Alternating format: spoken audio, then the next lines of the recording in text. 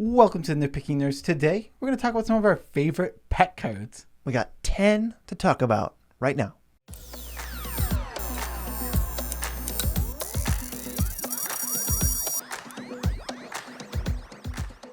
I'm your host, Joe Cherries. I'm your host, Beezy, and that makes us the Nitpicking Nerds. We got 5 for Joe and 5 for me.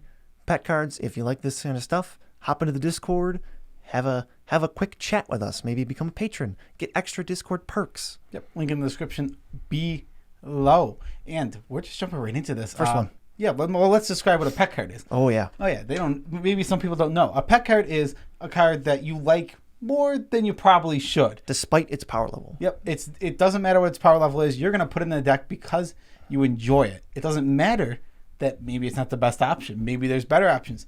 This card's so cool. It overcomes that for you. It's basically like we love it to a fault. Whether or not, like, the card can be amazing and you can still love it too much. Yeah, that is completely fair. So we'll start with our first pet card, it's a great example for our first pet card. It's Grave Titan. Grave Titan is awesome. I've put this card in quite a few decks because it's so cool. And I understand that like 10 power and EDH is not what you're looking to get for 6 mana, because you're looking to like really advance your board state, get cards and go from there. But it's so cool. Some people are so pissed off right now. They're like, you just hated on Grave Titan and now you're saying it's awesome. What are you talking about? Yeah, I said it was unplayable in 9 power level. Uh-huh. And now I'm saying if you enjoy the card, you should play it, like I've always said. Yeah, we're actually reiterating that. Yeah. Not in contradiction with our opinions at all. No, actually not at all. Next, what's your first one? First one, it's like the most BZ card ever, Field of the Dead. So it's a land, enters tapped. If you have 7 or more lands with different names, every time you play a land, you get a 2/2 zombie. This is a free roll. I'm telling you, every deck almost ever can play this card. I think he puts it in too many decks. I'm basically going to put it everywhere forever, and I should probably be putting it in like 80%. I think that's even too high of a number. I think your giving number is too high. I tried to trick you by overshooting it and then being like, all right, let's be more realistic with a less real, not a real number. I don't know what the real number is for decks this goes in. If you have any synergies at all, it's in. Yeah, I agree with that. If you start having synergies, that's when you really want to put it in. I don't like it in monocolored decks. You have it in one of your monocolored decks. I like it actually a lot. If you're in like a control deck, probably not. Realistic, but I would, because I'd be like, well, it's a control deck. I got free blockers. VZ puts us in way too many decks, but it's still good. Obviously, feel that's a good card. We know it's a good card. Yeah, it's way better than Grave Titan. Grave Titan's the worst card on here. That's not true. What's the next card? The next card is way worse than Grave Titan. I actually don't know. You don't know if this card's much worse than Grave Titan. It's Stolen Goods. It's 3 and a blue for a sorcery. Target opponent reveals cards from the top of the library until they reveal a non-land. You may cast it without paying its mana cost. So, if EDH was the format that it often gets advertised as, it claims to be. Yeah, that it often gets advertised as this big, giant, splashy format, and if it was actually that, and everyone actually played like that, this card would be okay. But, so if nobody followed any of our advice. Yeah, so here's what would end up happening when you play against a deck more similar to me and Beezy's. I'll target you. Okay. This synergy piece with my graveyard, well, that's useless. All right, cool, perfect. Like graveyard synergy, 1-drop from my Oketra deck, or like blue, like divination. Then you just paid 4 mana for a divination. Yeah, it's like we build for synergies. So Stolen Goods is not very good playing against synergies. But God, I love that card. It's all right. Yeah, it's definitely cool. To me, that card's cooler than Grave Titan. But we can move on to Underrealm Lich, 3 black-green for a 4/3. You can pay 4 life and tap it to make it indestructible. And you can do it even if it is tapped. And then if you would draw a card, instead you look at the top 3, pick one, the other 2 go in your graveyard. So you can't mill out, so you can just do this crap as much as you want. This card is perfectly okay. I think it's pretty good. The power level is like not at the 9 that we play at with our higher tuned decks, but with our lower tuned decks, it's great. Yeah, I mean, this card I never really look at too often. I mean, I don't know. To play or when it's on the field? You've seen it on the field. Well, yeah, no, I'm talking about like to play. Like I've never like thought I want this card in my deck. Well, you don't build green-black decks. When was the last green-black deck you built in the history of your life? Seriously. I don't know. I don't think you've ever built one. I'm just saying, like, this isn't the card that I'm always like. It's a good card. I'm just saying, it's so cool that you would want to build a deck to have it in it. Yes. It just kind of sits there, be like, maybe if I happen to build a green-black deck, I might throw this in. I still claim that you've not built a green-black deck since this card came out. I don't know. It's possible. Anyway, what's your next one? Sword of the Animus. This is an equipment, and when the equipped creature attacks, you get a land. I've put this in green decks. Yeah, see, that's where the pet card comes in. Yeah. I would never do that. This card is so cool, and like it's actually very good in a lot of decks. But like, I was playing like a green deck, and I just wanted more ways. I was probably a 40 creature deck, so it's Was like that Gulta? yeah, it was Gulta.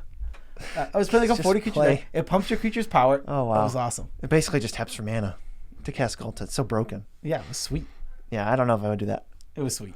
Anyway, I'm saying anyway too much. Anyway, Fire Covenant. 1 black, red, force an instant, pay X life, and then you divide X damage among X creatures or planeswalkers. What did you say? Force an instant? I said it's for an instant. It just sounds like force an instant. It just sounds like you're splitting hairs. Yep. Stop nitpicking. No. Fire Covenant's actually really good. But the problem with this card is, and where it's me and BZ tend to pet card it, is it has a high cost. If you don't have life gain in your deck, this ceiling is often sometimes too high for decks. But Yeah. it is very good.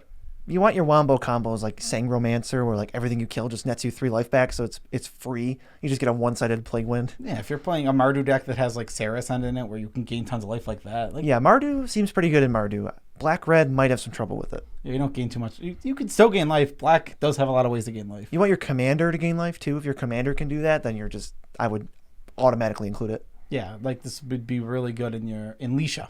Yeah, Lich, that's a perfect example. So Yeah. your next one is Croxa. Croak's Titan of Death's Hunger. This is a pet card so much to me I built a deck around it. It's not that good. It's okay. What is it? Everyone knows Croxa. No. Black. It's a black and a red for a 6/6 when it enters the battlefield. Each opponent discards a card. If they discard a land or they didn't discard anything at all, they lose 3 life. And then you sacrifice it, and you can escape it for red, black. And 5 cards. And 5 cards, yes. Yeah, so you want to fill up your yard. Yeah, I would definitely say it's a pet card because you literally just built a deck around it because you like the card so much, and you get to play with it all the time now. Yeah, I mean, the card's not that good. It's just, it doesn't have a high enough impact in the game. It does immediately get a 3-for-1, but it usually doesn't come back till super late in the game. Like turn 5. Turn 5, if depending. Depending on what you're doing. Yeah, it just depends on what you're doing exactly. The card is okay, and like when it hits the board, it can obviously do a lot. Here's what happens in a discard deck like Croxa. You get all the cards out of their hand, and then they top deck. And you wish they had more. Yeah, and you're just like, I wish they had more cards in their hand. Where's my Wheel of Fortune? Oh, it's $1,000 in the Disney vault somewhere. It's only like 150. It'll get to 1,000. Maybe. In my lifetime, probably. Next up, Gyre Reach Sanitarium. That's one of mine. See, I found my weakness. Apparently, it's colorless lands that have cool effects. This is just a legendary land. 2 tap. Everyone draws discards. I like it. I play it in almost everything. Any deck, like any Boros color decks that are like at red, white, or Boros, or like my pet card deck that I have that's Abzan, throw it in. That card's okay. I mean, Gyre Sanitarium is perfectly reasonable. I like it. It definitely fits in graveyard decks, especially if you're playing 1 or 2 colors. I really like it in those kind of decks. You need to be a combo deck, have synergy with the graveyard, or have ways to stop them from drawing extra cards, because if you just do it with no synergy, that's probably a net bad exchange for you because everyone else gets to do it. Yeah, that's the problem with Gyre Sanitarium, is that it is a symmetrical effect. Everybody's drawing a card, everybody's discarding, and if one player discards like a flashback spell or something, they're getting more value than you, then you're like, oh crap. But as soon as you're like, all right, I have a Stinkweed up in my graveyard, activate it, mill 5, and then just discard Stinkweed up, now you're talking. Yeah, it's much better. Yeah, that's pretty sweet. Oh, I love this next one. This next one is Search for Azcanta. Oh my god, I love Search for Azcanta so much. This card is so cool, and actually, like realistically, the problem is sometimes it takes a while to flip, but when this card flips, it's very good. If you're playing any control type or like mid-range that wants to go into later game, or self-mill, like they can flip this really easily. This card's insane. It ramps you. It basically gets to be like a Farseek in blue. It's slow, yeah, but you do get to pay 2 mana for a ramp spell, which is blue just doesn't get to do. If you got fetches, it's probably got like suspend 2. Yeah. So you fetch twice, this thing triggers 2-3 times. That's 5 already. You just gotta cast a spell. Yeah, and it doesn't have that big of a target on it. No, it doesn't. It just sits there. Yeah, it's a scry on your upkeep. It's literally a surveil on your upkeep. Yeah, it's nothing crazy. I like this card a lot, but I could still never come anywhere close to liking it as much as you. Oh, this card's super awesome. Oh. I play it in a lot of blue decks. It gives you a lot of it, like the fact, like if 2-mana pseudo ramp that can scry is already sweet, and then on the other side it's like, well, now when I just have 4 extra mana, I just get to find a card. I love it. Yeah, a spell. Not even. There's no chance of it being a land. Unless it's 4 lands, then you get nothing. Then you get nothing, and you just go scry 4, and you still try to make a big deal out of it. Imperial Archangel is the final one.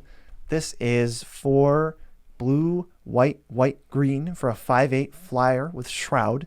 All damage that'll be dealt to you is dealt to Imperial Archangel instead. This is the first ever Mythic Rare I opened. All the nostalgia. I think this might be the worst one on the list. Yeah, no, it's easily the worst one. I think it's worse than Stolen Goods, and especially in a vacuum. Especially in a vacuum because they're monocolor. So like, what deck is this going in? How many decks want this? But how many like? Let's just say this was one color. How many decks want this at all? It's got so much mana. Well, the worst part is they've made this effect so many times now that it's not unique anymore. Like this card got reprinted, it probably wouldn't be a mythic. But the cool thing, Little Beezy loved this card. He was all over it. So I built, like you did with Croxa, I built a deck all around this too. Except it can't be the commander, so I have to like a bunch of ways to tutor it out and throw auras on it. My favorite thing to do with it is to give it protection from all colors or indestructible, which means now they can't target it, they can't destroy it, like it can't be destroyed, and you can't take damage because it all goes to an indestructible creature. I don't understand. Why don't you just make it your commander? You know, if you bring that out in our pre-group, everyone will let you play. I like the challenge of trying to build around it. I like playing by the rules. Like, we don't ever do house rules and stuff. Like, we never do house rules. I like the challenge of just like, all right, yeah, I have to get it out. We do house rules we do house rules when if someone wants it. We have proxies. Yeah, but I don't really want it. I like the challenge of trying to get it out. But you never get it out. That deck never plays. The deck needs to work on it. That deck, I got to work on it. If that deck is all about getting out Imperial Archangel, it fails epically. Oh, jeez. I mean, I need like 2 or 3 more ways to put it out. Pattern of Rebirth is the best way. It's just, the problem is, like, Wargate can get it out, but that's 11 mana. It's just only 11 mana. It's fine. Well, I did just put, I put Exploration and Burgeoning in there.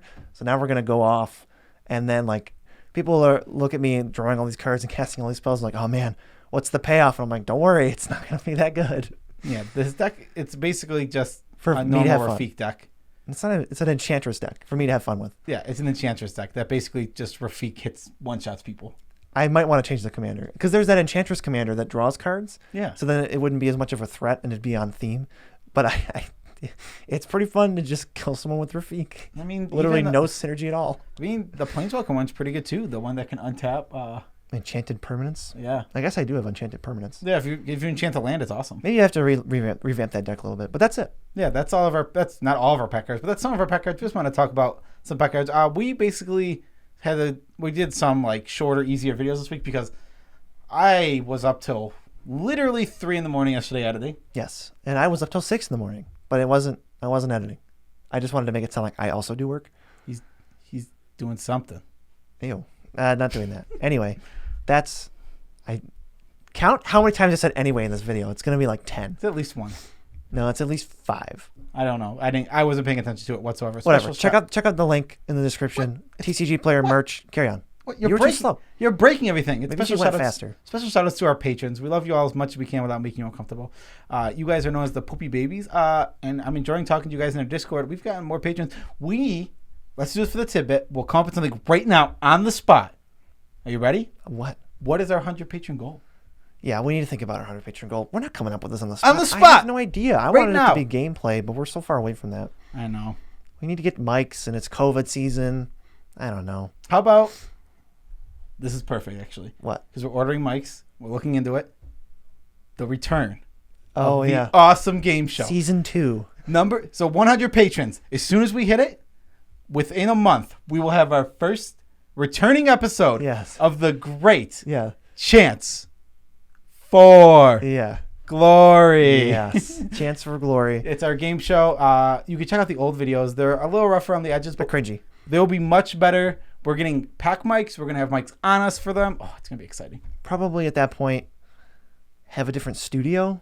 The studio is going to change at some point. It depends. I don't know. There's a lot of moving parts. What if we get I could see a world where like 30 patrons just join randomly and we have to like hurry it up. That'd be funny, but I wouldn't refuse because patrons help make this entire channel happen. Yeah, I mean, I wouldn't refuse at all. I'd be like, okay, we just have to go a little faster than we thought. Yeah, so the last thing, check out our giant project, best commander card in every set, coming out Friday that I don't even think Joe mentioned. He just said he was up all night editing.